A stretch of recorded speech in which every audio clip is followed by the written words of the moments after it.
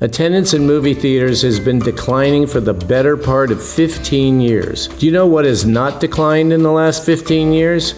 Movie ticket prices. We need community and connection today more than ever. With AI as your friend, it's a solo experience. In a movie theater, you get to feel it viscerally. It's immersive.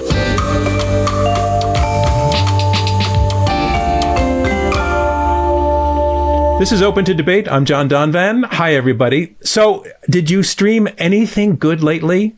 Lots of options, that's for sure. There's Netflix and Hulu and Disney Plus and Paramount and Peacock and Apple and Amazon. Movies in your living room, movies in your bedroom, movies on your phone. Yep, a lot of movies.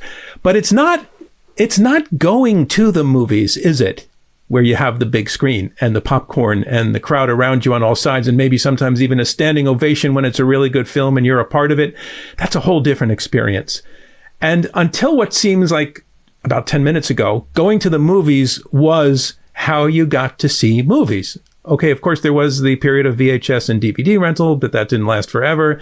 But being in a movie theater, a cinema, that's got 100 years of habit going for it. But is streaming in the process of sending that habit to extinction? Is the big screen movie experience on its way to becoming obsolete? Or is there just something so unique and timeless about that experience that there's no way it's going to go away? Well, we think there is something to debate in these questions, and we're going to do that right as we roar into the Oscars. So welcome to a debate. You're going to want to hear whether you are a streaming fan or a movie house fan or both, which we are framing this way. The future of film, big screen or stream? Let's meet our debaters. First, to answer the question by saying that the big screen is the answer to the question, I want to welcome Koch. Hawk, you're a member of the board of AMC Theaters. You are also a veteran film producer. You've been involved in the making over 60 films, including some of these names: Rosemary's Baby, Chinatown, Wayne's World, The Way We Were, Peggy Sue Got Married, and many, many others. In addition to your great work as a producer, you're also the former president of the Producers Guild of America and the former president of the Academy of Motion Picture Arts and Sciences, also known as the Academy, which runs the Academy Awards, the Oscars. And I see you actually have one of those in the background right now. Hawk, welcome to the program. Thanks so much. I appreciate it, John, and I hope I can make some sense of all this. And what's it like to have an Oscar in the house? Well, it's my father's, actually. He passed away 25 years ago, but he won the what they call the Gene Herschel Humanitarian Award. He was one of the most well-liked people ever in Hollywood, and so I get to have it. But I do have my own Golden Globe and a whole bunch of other awards from different places. Yeah, we just went through your track record. It's just amazing. Your opponent also has an amazing track record. I want to welcome Chris Aronson, who's arguing that the future of film is streaming. Chris, you were most recently a film executive at Paramount, where you were the president of domestic theatrical distribution. Doing that's handling film sales in the US and Canada, including for films like Sonic the Hedgehog, that whole franchise, Top Gun Maverick, which was Paramount's highest grossing film in history. It grossed over $1.4 billion worldwide. And in 2022, it was the second highest grossing film. You were also at 20th Century Fox, where you spearheaded distribution of Avatar, Bohemian Rhapsody, The Martian, and The Greatest Showman, among many, many others. Chris, we're delighted to have you here. Also, we take note because you shared with us that you have a record of debate. In high school, you were a debater, an experience you cherish so much, you told us that you can even remember the name of your debate coach. You want to do a shout out to that coach? Well, he was a teacher of mine in junior high, actually, Larry Selmer. I never forgot his name. He was phenomenal. That's fantastic. Well, I would like to bring both of you into the actual action here. So let's get to our opening statements. And in our first round, my only debate was always with the studio trying to get my movie made. That's the only debating I ever had. And how many of those did you win and how many did you lose? I wish I could say more that I won, but I'm happy with what I did get to win. All right, excellent. Our first round is comprised of opening statements by each of you taking the metaphorical floor solo for 4 minutes each to tell us why you're taking the position that you are on our question. Hawk, you're up first, and you're arguing that the future of film is still the big screen, Please tell us why. I believe going to a movie theater to see a film is here to stay. They all said the movie-going experience was over when television came in the 50s. Then same story with VHS, DVD, CDs, cable, and streaming. There is room for both streaming and movie theaters, but you can't get at home what you can experience in a theater. We are wired for the shared experience. Streaming is solitary. Theaters are tribal. If you will, close your eyes a minute. Remember being in a theater and seeing, hearing, and screaming when Linda Blair's head swiveled in The Exorcist. All of us in the theater crying at the end of Titanic, uncontrollable laughter while watching Bridesmaids or The Hangover, dressing up and dancing in the aisles to Taylor Swift's Eras Tour, no one moving a muscle while watching Oppenheimer. I love seeing actors larger than life on a big screen. Redford, Newman, Merrill, J-Log, Gosling, Halle Berry, Chalamet, Leo, Michael B. Jordan. I was fortunate to work on some great films. You heard John speak about them before. And I can say with firsthand knowledge that standing in the back of a movie theater when a film I worked on was opening, I saw and heard the audience laughing or spellbound. They loved the twists and turns. They applauded at the end. Do you honestly think watching the original Rocky on TV in one's own living room, someone would stand up and applaud? Well, they did every time that movie was shown in a movie theater. Does anyone remember an iconic line from a streamed movie? Who doesn't remember? Toto, we're not in Kansas anymore. We're going to need a bigger boat. Go ahead, make my day. Well, la-di-da. And my favorite, leave the gun, take the cannoli. Up until K-pop, there wasn't one streamed film that had a hit song.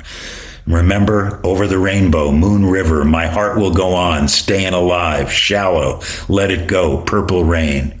We need community and connection today more than ever. With AI as your friend, it's a solo experience. In a movie theater, you get to feel it viscerally. It's immersive. Streaming drops content. Theatrical creates events. Opening weekends create social phenomena. Think Barbie.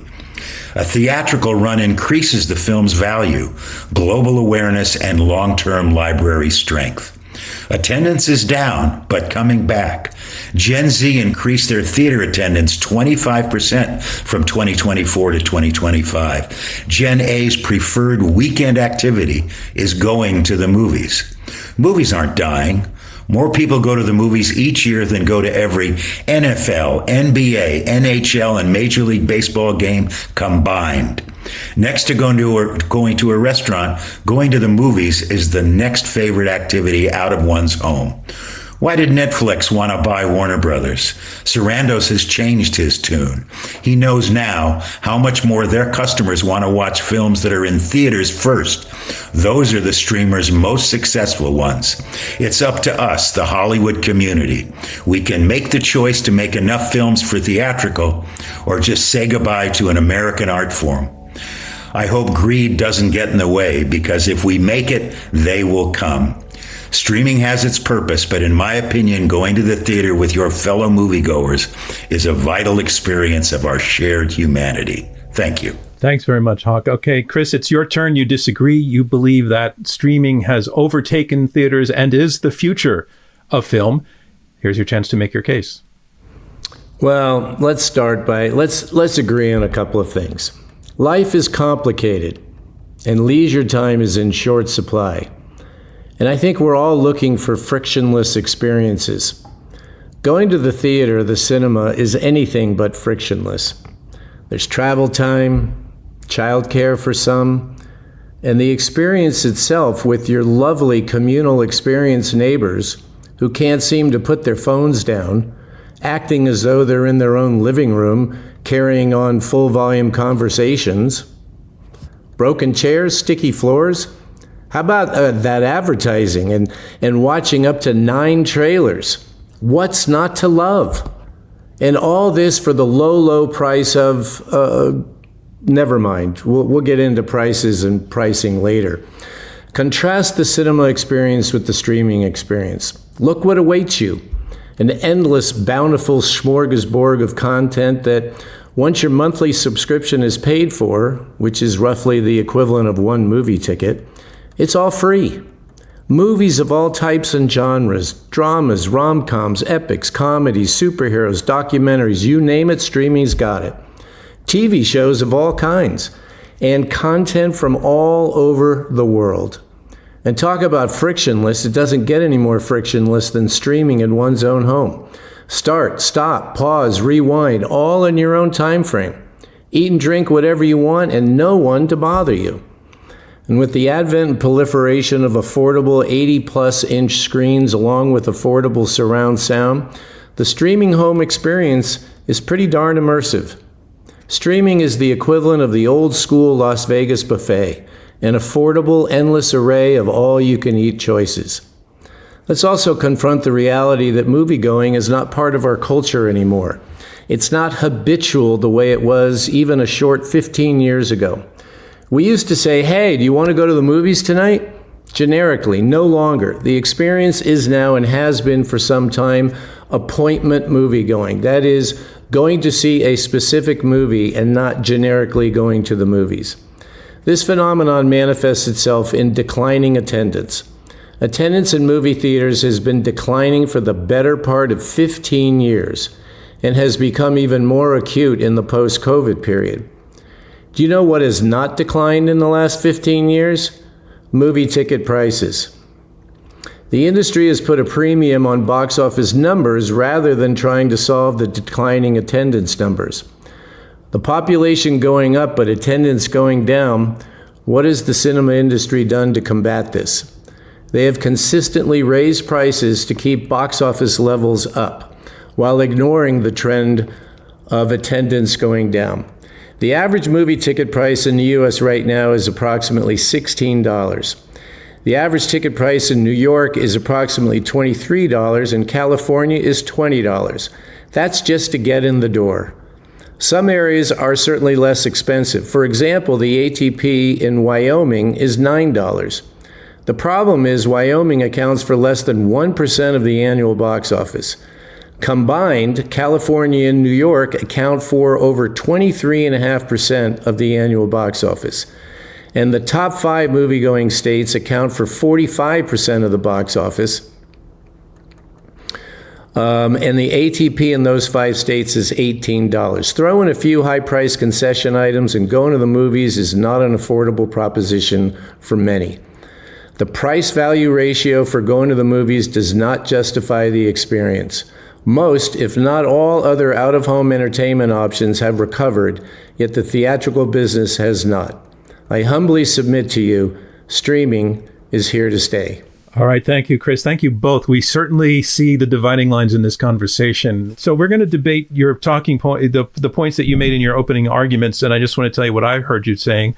Hawk, I heard you saying that the theatrical experience is just unbeatable. It can only be experienced one way. That's actually by being in theaters, and that there's a demand for that people are continuing to go. You said that in the case of Gen Z, their numbers are actually increasing. You say what's happening in that experience is you see actors who are larger than life. You're seeing community. You're seeing connection. You say that the difference between big screen theater and streaming is that, as you put it, in streaming they drop content, and in theater they put on an event. And to go otherwise, you say, would be to say goodbye to an art form. Chris, you're arguing that the theater, going to the movies these days, is a bit of a drag. It's really expensive. There are a lot of hassles. When you get there, it's not very nice. As you put it, sticky floors and noisy people on their phones. You are talking about the trend actually moving in the opposite direction, that the numbers are dropping, and that fundamentally the market may not be able to sustain the movie theater business. And you also just talk about the fact that there's something wonderful about the endless content that streaming provides, the choice, the options, the freedom, the control that it gives the individual movie watcher. I was going to say moviegoer, but it's a movie watcher. So I think that sort of tells us where these arguments are in conflict with each other. Hawk, I want to take to you,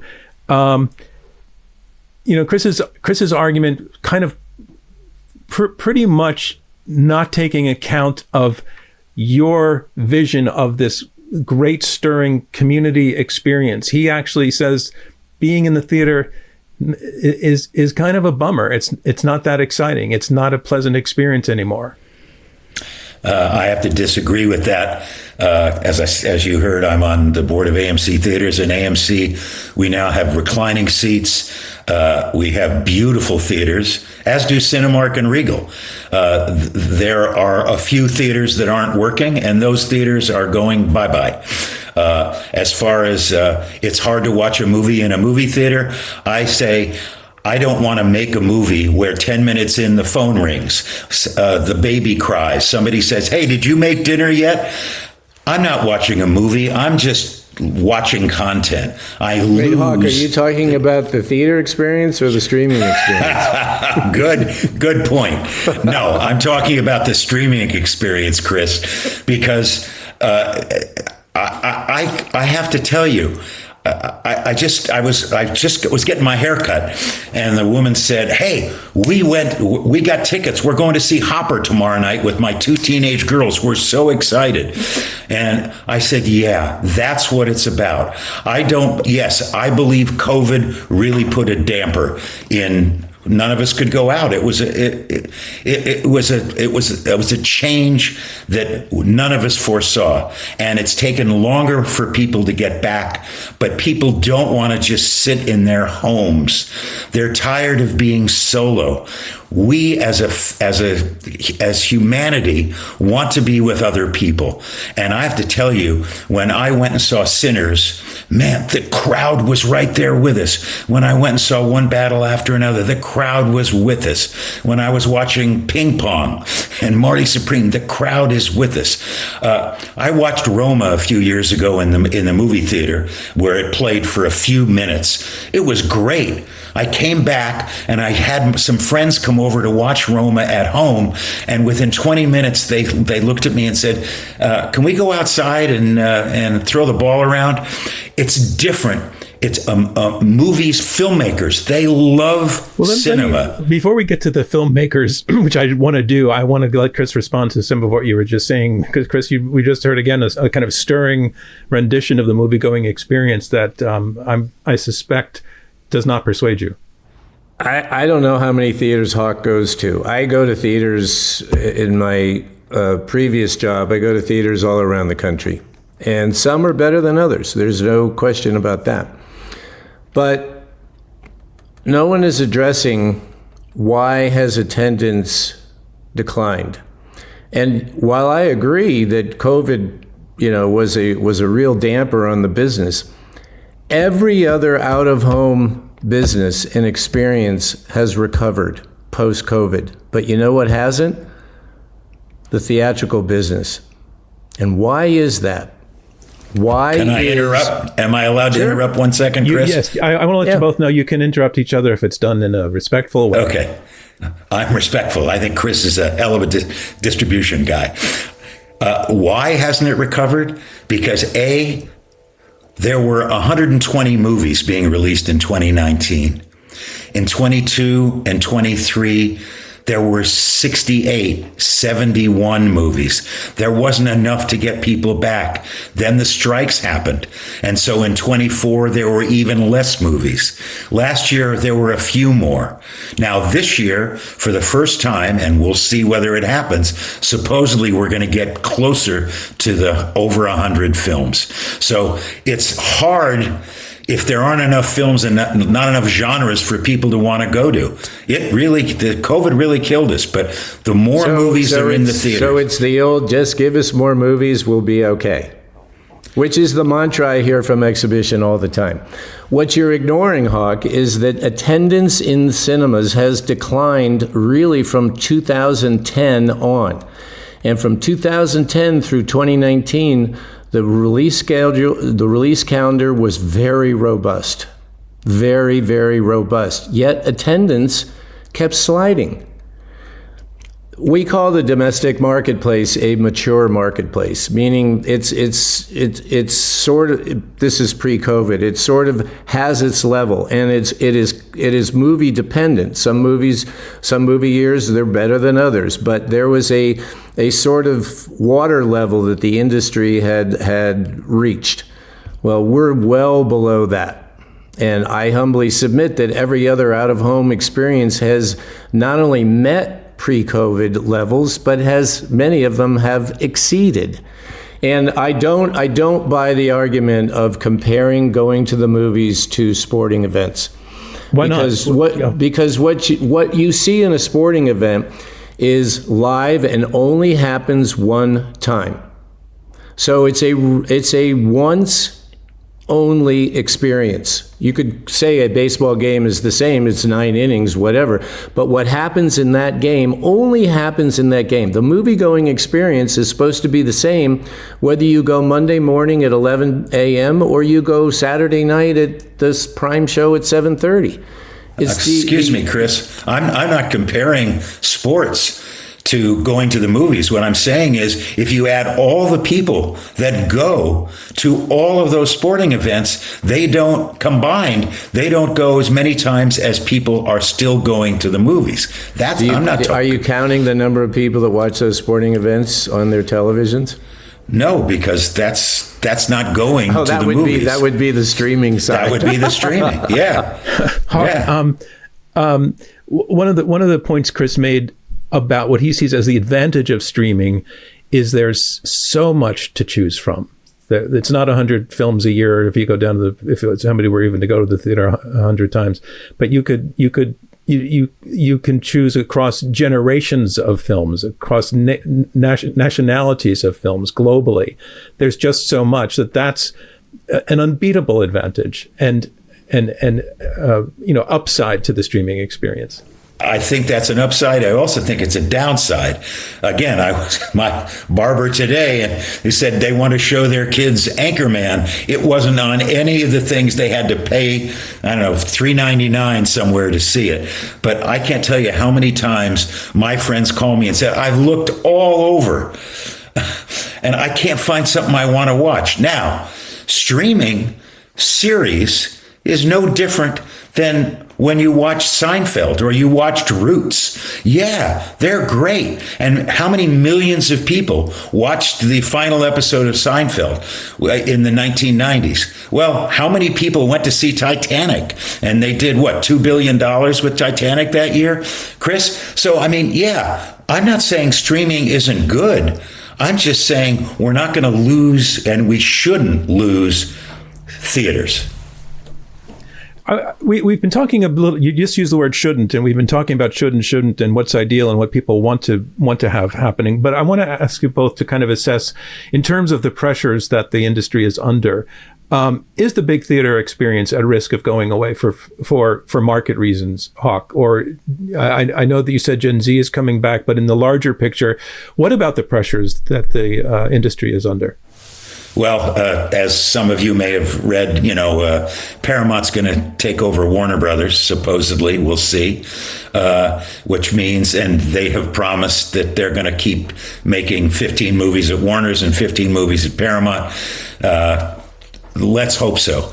I think the movie theater's not going away. I think event movies, and none of the studios, all the smart people, they were all given the chance to do the Eras Tour, and none of them said yes. And Adam Aron, our CEO at AMC, made a deal, and I don't have to tell you, the biggest movie of the fourth quarter, I guess, of 2024 was that movie. It did $251 million, and everybody went, "Wow, you can do that." Same thing happened with where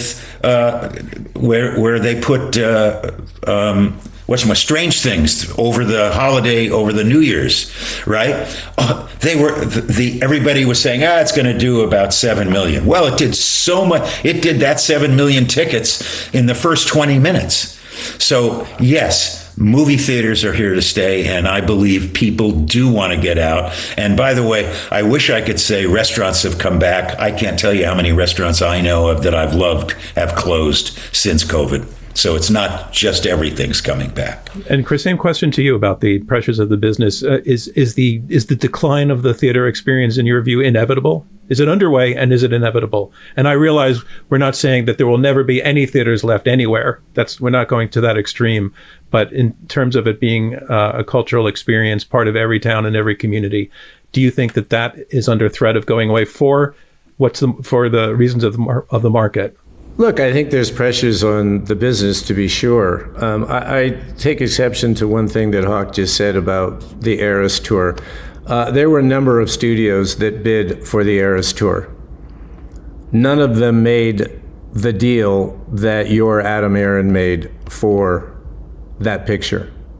And nor would any studio make the deal that Adam Aaron made.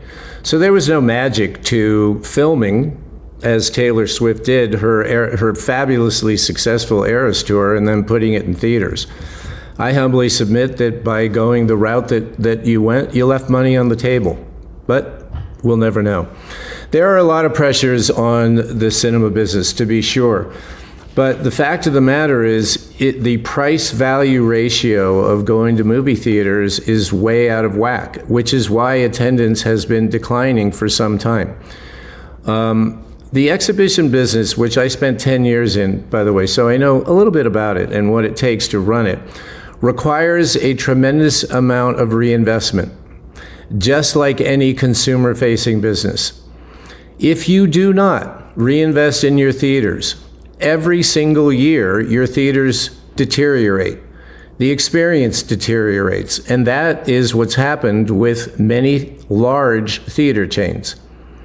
There are a lot of smaller operators in the domestic marketplace that are getting along quite well. And one of the secrets to their success is they have held the line on pricing.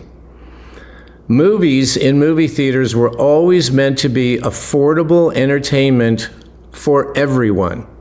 And I humbly submit, with some of the statistics I cited before, it is not affordable entertainment for everyone, which is why every research study that we did in my previous experience said that the number one incentive to get people to go to movies more often is lower prices. That's lower prices on tickets and lower prices on egregiously priced concessions. That remains at the top of every single research study we did, why moviegoing isn't more robust. Habitual moviegoers, those that went 6 or more times a year to movies, were down 11% in this study. And casual moviegoers, those that went 2 to 5 times a year, went up 7%. So people... Are you saying habitual was only 6 times a year? 6 or more. 6 or more, okay. That was the definition of a habitual moviegoer. 75% of those of that study said that their frequency will not change. Why? Because tickets and concession prices are too high. It's just a fact of life. I think a lot of people listening who go to the movies are going to agree that the prices are too high and the popcorn price is crazy high. I agree that, but what AMC has done Tuesdays and Wednesdays, you get in for $5. So we are doing that. And Tuesdays and Wednesdays are 50% off, Hawk. No. Well, no. They're 50% off whatever the stated movie price is in that theater. It ranges from market to market. Trust me, I know. We'll see. Okay. But what happens on Tuesday, Hawk? What happens on Tuesday? More people are coming than they used to be. Jumps up. It has for many years. The evidence was there for every single cinema operator. And I beat my head against the wall and said, hey, if Tuesdays are so good, why don't you try it on Mondays? Why don't you try it on Wednesdays? And Adam, to his credit, extended that play to Wednesdays. And I applaud him tremendously. And you know what? Before I left Paramount, he confided in me. He said, we've already seen the results. Yeah. I have to break. I have to break in. Wait, time out. I have to break in just as moderator and keeping my eye on the clock. Hawk has not had a chance to talk in quite a while, so I want to give the floor to you, Hawk, for a minute or two. First of all, our Stubbs members at AMC in 2019, there were 22 million Stubbs families. In 2023, there were 28 million Stubbs families. This past year, there are 39 million Stubbs families. So maybe attendance has gone down, but it's coming back. The last two, January, February, foreign were up 12% in attendance. Local, domestic, we're up 7.5% in attendance. It is coming back. We've got better movies. We've got more movies. And it's just taken longer. But the big thing that I'm arguing, I'm not saying don't stream. I'm not saying don't watch your Wednesday and your Stranger Things and all that stuff. I'm not saying that. I'm saying don't lose the movie theater. That feeling you get in the theater, we can't lose that. I want to ask a question about the Oscars, but before we do, I want to ask you, Chris, just for 30 seconds, do you acknowledge Hawk's point that there's something special about being in with a theater with other people in a great kind of moment, that's magical and you don't get that at home? Just 30 seconds on that. Without a doubt. I would never argue that fact. I love being in that experience. I do. Every few years now, we see an article saying that the Oscar awards are losing their relevance. And then lots of people tune in, but the numbers vary year to year. It was your show, Hawk, for some time. Talk about its relevance as we head into Oscar week. I hate to say it, but anytime anybody passes away, the opening line of any obituary is Oscar winner or Oscar nominated so-and-so passed away today. We did a survey of the biggest brands in the world. Number 1, Coca-Cola. Number 2, Mickey Mouse, Disney. Number 3, the Oscar. Why? Because it is the gold standard. We have all these other award shows that unfortunately, most people think, oh, we know who's going to win the Oscars. They didn't used to do that. But the Oscars are still relevant.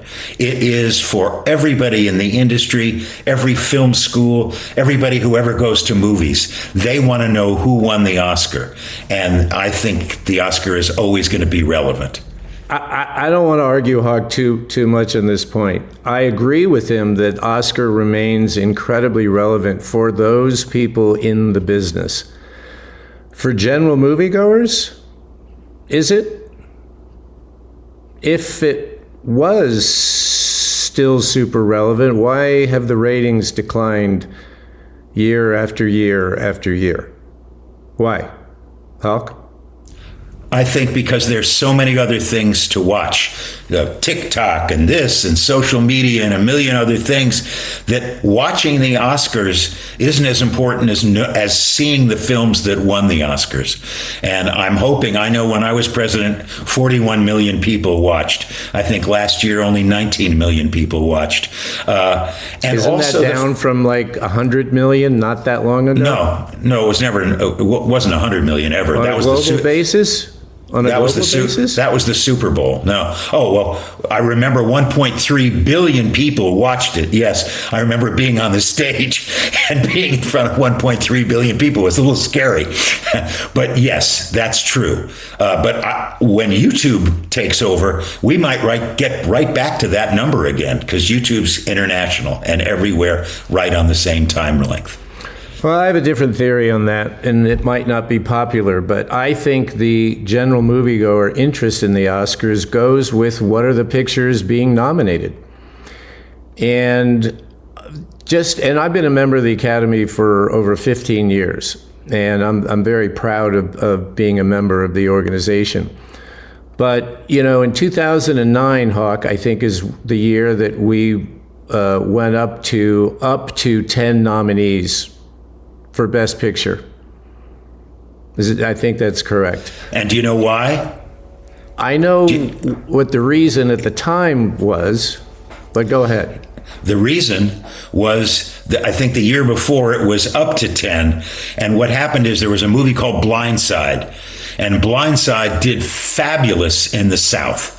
And when the Blindside was nominated for an Oscar, when we looked afterwards, the people in the southern part of the United States tuned in massively more than they ever had before because Blindside was nominated. And we knew that in order to get more people to watch, we had to have more accessible films. They can't always be the artist. Sometimes it's Titanic, yes, that's going to win, or Avatar, or Lord of the Rings, but sometimes there's going to be a movie that not everybody's interested in, and that's why maybe F1 got nominated this year, of course this year.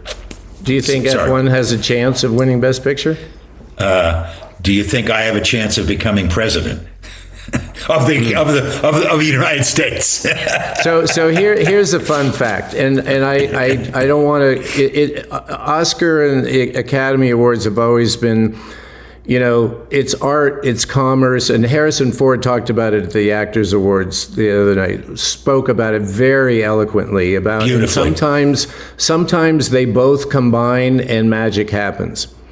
Well, I would humbly submit to you that in 2022, we released a little film called Top Gun Maverick that the critics agreed, had fabulous reviews, had incredible box office, and Top Gun Maverick had about that much chance, even though it should have won Best Picture.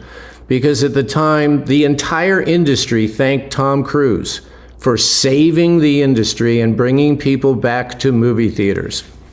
I can't disagree with you. Gentlemen, do the Oscars represent the big screen world as opposed to the streaming world? Are we Absolutely.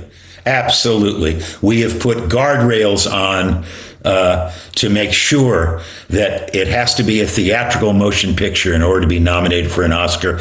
And I must say that Netflix has bought several theaters in New York and in LA and several other places so that they can be eligible for Oscars with some of their films. They don't market them like a movie should be marketed theatrically, but it does play in a theater, so it's eligible for an Oscar, and then they put it on their screen, on their streaming site. And Chris, kind of the question to you coming off of that is in the great ocean of content that is available through streaming, do you anticipate seeing future Oscar winners coming out of the purely streaming experience? Let's say that rule were dropped that you had to have a theatrical screening to appear in the Oscars. Is the quality there in this sea of quantity that the streamers are providing? Good question. I think movies made for streaming or acquired for streaming that don't have a normal theatrical play should be considered for Emmys, because that's what they are. Yeah. Let me just give you a fun fact. This year's nominees, and again, it's that art versus commerce thing it gets a little wonky. But this year's nominees through Monday have grossed $687 million at the box office. 68% of that money, $470 million, came from two films, Sinners and F1. The other 8 films averaged a domestic box office of $27 million, and 4 of those are less than $25 million, and 2 are under 10. But you and forgot I think one that's battle. one of the... One battle. Gentlemen, I have to break in for time. Now we want to bring in some other voices, people who follow the film industry, who care a lot about the film industry and know a lot about it. And they're going to ask some questions of our debaters. And first up, I want to welcome Sonny Bunch. Sonny, you're the culture editor at The Bulwark, where you run the Bulwark Goes to Hollywood newsletter and podcast. You also have a Substack called Across the Movie Aisle. Sonny, thanks so much for joining us, and thanks for listening to the debate up to this point. And please join in with your question. Yeah, thanks for having me on. This has been really informative to listen to. Hawk, I wanted to go to you first. You said something interesting in your opening statement, that if the theatrical experience goes away. Say goodbye to an American art form. And I feel like that is correct. I feel intrinsically that is right. And yet I watched Casablanca at home. I watched The Godfather at home, the first time. I watched the classics of cinema at home. That's where I watched it. That's where I watched all of them pretty much. How do you kind of square this idea of seeing things at home, often by yourself, and yet still being moved by them, absent the theatrical communal experience that I agree, I love, I think is super important. At the same time, we do have all of these movies at home that we watch and are still great. I agree with you. I still watch Casablanca at home. I remember as a kid, there was a thing called $1 Million Movie, and I watched on Channel 9 on Saturday mornings, The Count of Monte Cristo or The Man in the Iron Mask or whatever. But then I went to the movie theaters and I saw The Ten Commandments and I saw Spartacus and I saw Lawrence of Arabia and The Bridge on the River Kwai. What a difference. I have no problems watching great films at home, but if I'm going to watch West Side Story at home, the original, I want to have 4 or 5 people in there with us and we're all singing whatever the songs are together. It's communal. That's what I love. As I said in my opening comments, you can have a communal experience at home with a pretty immersive experience if you have a decent sized screen, and sound is relatively affordable these days. So you can create a little home theater that you can watch with your family or your friends. And by the way, I don't want to argue with Hawk about, the phone ringing and whatnot, but guess what? That's a choice too. You turn your phone off at home just the way you're supposed to turn it off in the movie theater, or you silence it. These are personal choices. What I do not like are people that don't respect the cinema going experience and ruin that communal experience for others in the auditorium that do respect that communal experience of watching a movie in a movie theater. Sonny, your next question. Sure. Chris, I'm really curious to get your take as a domestic distribution guy on the finances of all this, because yes, streaming is absolutely more convenient for the customer. It's more convenient to sit at home and rent something on VOD or watch, whatever the offerings on Paramount Plus are, etc. But I don't understand how it makes sense financially to spend $80 million, $100 million, $120 million on a film and then put it on streaming where probably nobody is signing up to watch it. It's just there. This is I think. Are you speaking of the Netflix model? Well, yes. Yeah. Yes. Honestly, it doesn't make any sense to me how they are so successful. How do they do it? I don't know. And look, I will say, and I don't know if this means I'm jumping sides or not, but we certainly found that our movies that we played in theaters with a marketing campaign and, to support that theatrical release were more valuable on our streaming platform once the movies got to the streaming platform than those that did not go through movies. Which is why, the Netflix model is exactly pursuant to your question. We don't get it either. Movies come and go, and they do not touch the communal zeitgeist, if you will, if they go straight to streaming. They just don't. Sonny, thank you for joining us, Sonny, and thanks for your questions. Next, I want to welcome Amy Nicholson. Amy, you're a film critic for the LA Times. You're co-host of the movie podcast called Unspooled. You also have 2 nonfiction books, Tom Cruise, Anatomy of an Actor, and you have one coming up called Extra Girls. Thanks for joining us, and we'd love to hear your question. Yeah, since you mentioned my book, I guess I should say, Chris, it sounds like you're going to fall off the cake list this Christmas if he hears that you rallying against the rise of streaming. Now, well, hold on a minute. I did say that Top Gun Maverick and you need to tell people. You need to tell people about the cakes, Amy. To explain that. Oh, Tom Cruise sends out the most delicious coconut cake every year to everybody on his list. I'm not on his list, but I have had the cake on my own, and it's fantastic. But I want to say, gentlemen, I agree with points that both of you have made here. I agree on the love of cinema very much. I also agree on the problem with pricing right now. One of the more interesting experiences I had just as a civilian film goer, not as a critic, was every year there's like a holiday called National Cinema Day where prices get lower for chains across the country. I went to go see a movie, I think it was like $5, 10 p.m. at night, DC's League of Super Pets, just because I thought I haven't seen that, and I figured at 10 p.m. it might be pretty empty. 10 p.m. it was packed with little kids, like 3 years old, 4 years old, 5 years old, full families. And that's when I really realized families cannot afford to take their kids to the theater on a large scale. They needed that. And I saw both the eagerness they had to go to the movies and the problem that it had financially. But really what I'm wondering for both of you guys is what's it going to take for these two sides to get together? Because it seems to me from the outside, something like AMC Stubs, where people are going to the movies, where they're building that habit, something like MoviePass, with which, Chris, you mentioned Greatest Showman as one of your credits. Greatest Showman was out in theaters when MoviePass was really thriving. MoviePass was a subscription service that let people see as many movies as they wanted. I think MoviePass is part of why that movie was a hit. I know people went to see Greatest Showman time and time and time again because of that, because they could. So they want to go to movies. I really believe people do. What I want to know from you guys is, what is the holdup in getting these two sides together to come up with an affordable plan, some sort of streaming plan? Oh my gosh, exactly the opposite of that. Some sort of plan to help people get into theaters at a lower price, because they definitely want to. Everybody seems to want this to happen. Let me jump in, because Chris has told us about his thought about more flexible pricing. Chris, why don't you share that? And I'd also like to see what Hawk thinks of it.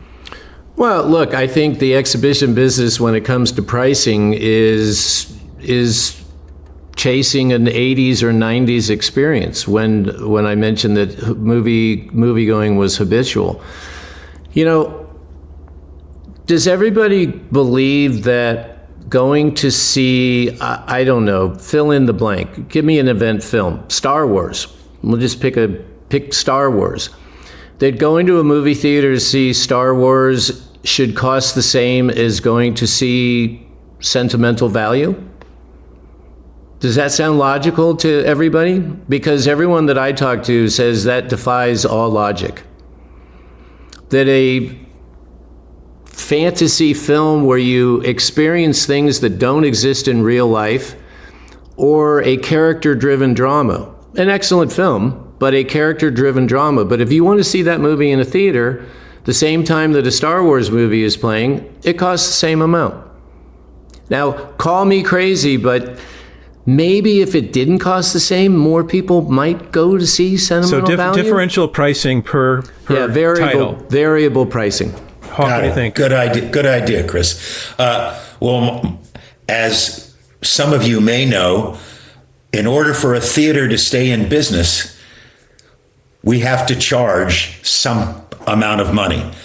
And part of that dollar that goes in the box office goes to the people who made the movie.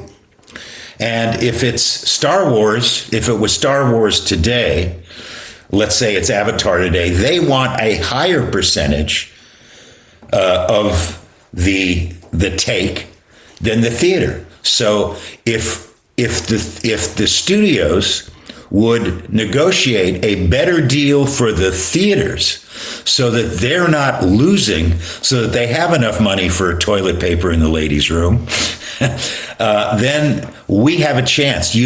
I think that the studios are short-sighted in charging the theaters so much that the theaters can't survive unless they help us. So it sounds like both sides just need to get together, have a couple of beers, and figure this out, because that'd be great. But really, a thing that Hawk brought up at the beginning, this rise in Gen Z, this 25% increase in their enthusiasm to go to the theater, that's a demographic I'm really interested in. And as the flip side of Sunny's question, when I go out to the repertory scene here in Los Angeles, theaters that show old movies large, it is packed with kids in their early 20s who are actually going out to see something like Jacques Tati's Playtime. I see this drive here to go see things you can stream easily right now out in public. So I do believe very much in that enthusiasm. I want to know who's going to make the best inroads in reaching that generation in the future, because one thing they don't have is they don't have movies of their own yet. There is no great Gen Z director. They haven't gotten that opportunity. I mean, I don't know who's going to do it. I know that AMC is putting classic movies in their theaters on certain days, and we've started marketing that. So it's not just the small art house or Tarantino's theater that is doing it. AMC is doing it. Chris, what do you think? Look, I think for the cinema business, anything that brings people in, the cinema business has always been a volume game. And I know Hawk is a loyal board member and he's going to complain about the take, but on an annualized basis, roughly speaking, the theaters keep 50% of the box office. I challenge you to name any other business that for their lifeblood product, they have zero risk. Meaning a movie theater can't operate without the movies that play. And whoever makes the movie bears all the financial risk, both from the negative cost of making the movie and the cost of marketing the movie. So it stands to reason that the higher the gross, the higher the percentage. But on an annualized basis, which is how exhibitors look at their finances, they keep roughly 50% of the box office. That's not a bad business for something that you had no risk in. And Hawk, I get the theater business. Trust me, I get it. You're the theater, the bet that the theater has is building the theater and all of the equipment and the hiring. I get it. I understand. That's a big risk. I understand, but so is making a movie and marketing a movie, which is why we share. Why the studios and the exhibitors share in the box office. But the exhibition business has always been a volume game. And the higher the ticket prices, the lower the volume of attendance, which is why Tuesdays jump up. Amy, and I believe firmly, and I'll keep this short, John, is that exhibitors have always believed that Tuesday uptick is, well, those are for value-driven consumers. I humbly submit to you that there is a large percentage of people that believe what they pay on Tuesday is an appropriate price to pay to go see a movie in a movie theater.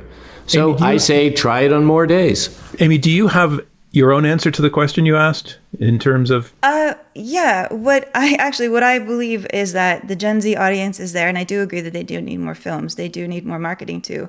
What I also hear though is that Gen Z doesn't want to stay in. I think part of the peril the industry is in is they're listening to people in their same demographic. And yeah, I'm of an age I'd like to be in my sweatpants half the night too, but Gen Z doesn't have that. And I think that whoever of your sides makes the best inroads with them first is going to find making a mint in their future. And I'm really excited about that.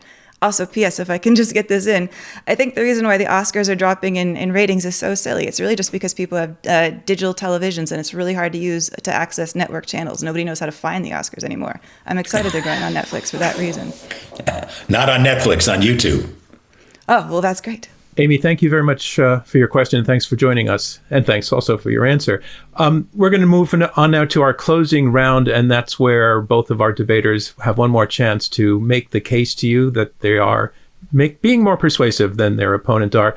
Hawk, you are up first with your closing remarks. One more time, why you believe the future of film is still the big screen. Well, you may have heard some of this before, but do you really want to spend half your night scrolling through all your streaming apps trying to find a movie you want to watch and finding none, finally rewatching some series you've seen a million times? Or as my friend and Oscar-nominated screenwriter Billy Ray wrote and Nicole Kidman said beautifully, we come to a movie theater for magic. We come to love, to cry, to laugh, to care. Because we need that, all of us. That indescribable feeling we get when the lights begin to dim and we go somewhere we've never been before. Not just entertained, but reborn. Dazzling images on a huge screen, sound that one can feel. Somehow heartbreak feels good in a place like this. So let's stop asking whether or not theatrical is dying. The real question is, what do we want movies to be? If they're just content, streaming wins. If they're culture, memory, and shared experience, theaters are irreplaceable. You don't applaud from your couch. You don't dress up in your living room. You don't feel history alone. Theatrical isn't volume, it's significance. Streaming fills time. Theatrical defines moments. And moments are what lasts. Thank you. Thank you very much, Hawk. And Chris, you get the last word in this debate. Once again, you're arguing that streaming is the future of film. Your last chance to tell us why. I'm so emotional right now. When I hear Nicole Kidman's words spoken so eloquently by Hawk Koch, it just moves me to tears. Just the way it does when I see it in the movie theater. But when I see it in a movie theater, that's after I've endured countless advertising and 9 trailers, and I'm crying because I'm so happy that the movie's actually going to start. I would just say, look, streaming and television is never going to go away, and it is a price value proposition that is so friendly to consumers that it is the wave of the future. And it doesn't mean that movie theaters can't coexist. And frankly, I hope they do, because I just want to see the movie theater business be excellent on a broad basis, and I want to see attendance grow. Otherwise, and I do think the future lies in Gen Alpha and Gen Z. Gen Z is going to the movie theaters.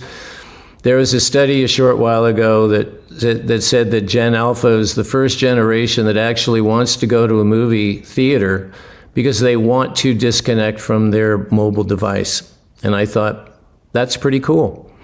But for those that don't, you can stay at home and have a veritable buffet of content at your fingertips, which is not going to go away. But I do think that there's a lot of work to be done on the cinema side that could reinvigorate moviegoing and make it the cultural phenomenon that Hawk and I both grew up with. And frankly, I hope it comes back. Thank you very much, Chris. And that's a wrap on this debate. Now, I want to thank our debaters, Hawk Koch and Chris Aronson. We so appreciate your showing up. Appreciate that you debated one another with respect. You brought a lot of interesting insight, some great stories, Hollywood stories to the conversation as well. Really made it fascinating. I'm curious, are each of you planning to watch the Oscars or be at the Oscars? I'll be there. I get, as past president, they allow me, they invite me, so I get to go. Lovely. Chris, you'll be tuning in? Hawk, can I be your date? I have to talk to Molly about that. Well, maybe as past president, you can get another one. I also want to thank Sonny and Amy for coming in with their questions. They were really helpful and got us to some interesting places as well. And finally, a big thank you to you, our audience, for tuning into this episode of Open to Debate.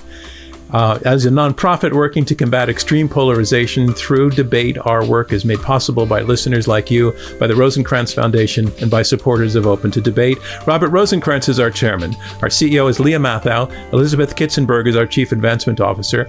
Andrew Lipson is head of production. Michelle Debrasini is head of marketing. This episode was produced by Gabriella Mayer and Alexis Pangrazi. Julia Serkin provided production support. The Open to Debate team also includes Gabrielle Iannicelli, Linda Lee, and Katy Perry. Damon Whittemore mixed this episode. Our theme music is by Alex Clement. I'm John Donvan. We'll see you next time on Open to Debate.